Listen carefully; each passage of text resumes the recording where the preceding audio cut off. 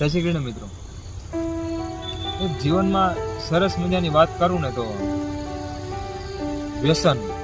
આ વ્યસન જીવનમાં એવું થઈ ગયું છે કે જો વ્યસન કરો ને તો ખરેખર લગભગ આપણે જોયું ને ત્યાં સુધી જિંદગી બગડી જાય છે.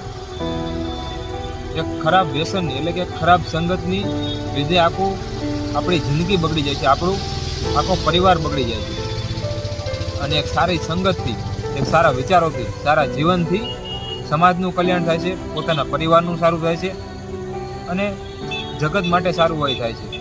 તો કહેવાય ને કે ભગવાન આપણને કંઈક ને કંઈક સ્વરૂપે કે કંઈક ને કંઈક પરિસ્થિતિ રૂપે આપણને સમજાવતા હોય છે સાચા અને ખોટાનો માર્ગ.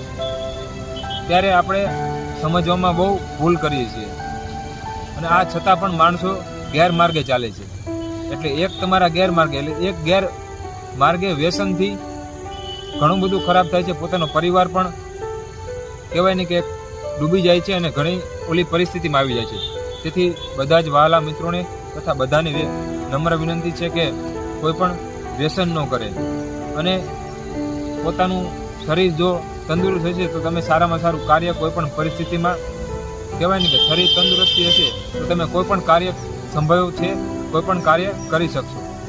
એટલે આ નમ્ર વિનંતી છે, કોઈ પણ વ્યસન ન કરે અને હંમેશા પોતાના પરિવારનું હિત છે, પોતાનું હિત છે અને સમાજનું હિત છે. રાધે રાધે.